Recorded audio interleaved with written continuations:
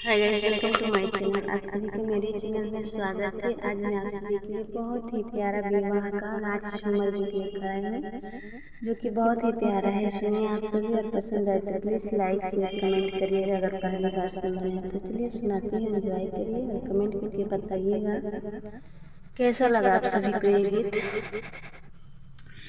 बाजे पायल झनकार हो, देख ललचे देवरवा। बाजे पायल झनकार हो, देख ललचे सजनवा। ललचे सजनवा हो, ललचे देवरवा।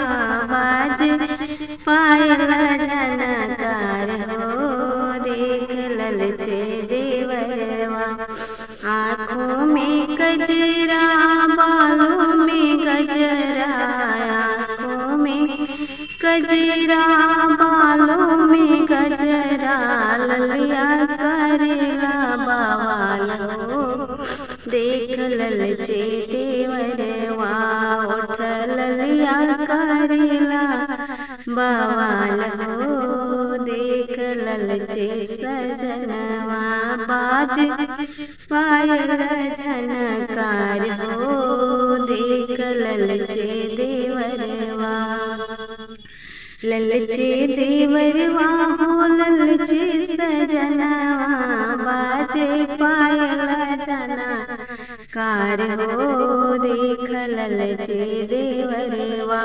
ससुर देखेले भसुर मोर हासे। ससुर देखे भसुर मोर हासे। देवरा हो, देवरा करेले अकवार हो, देख ललचे देवरवा।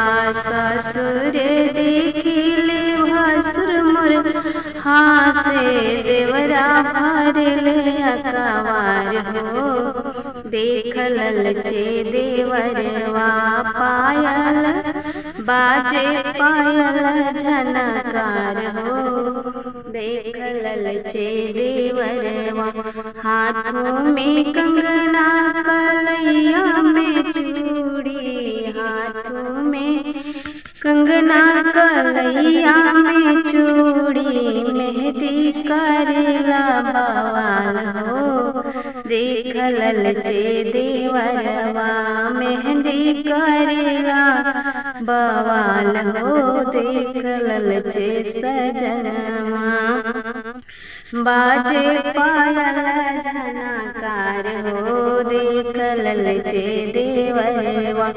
अंगों में सड़िया, कमर में लहंगवा। अंगों में सड़िया हो, डाढ़ में लहंगवा। घुंघटा करेला बवाल हो, देख ललचे देवरवा। घुंघटा करेला बवाल हो, देख ललचे देवरवा।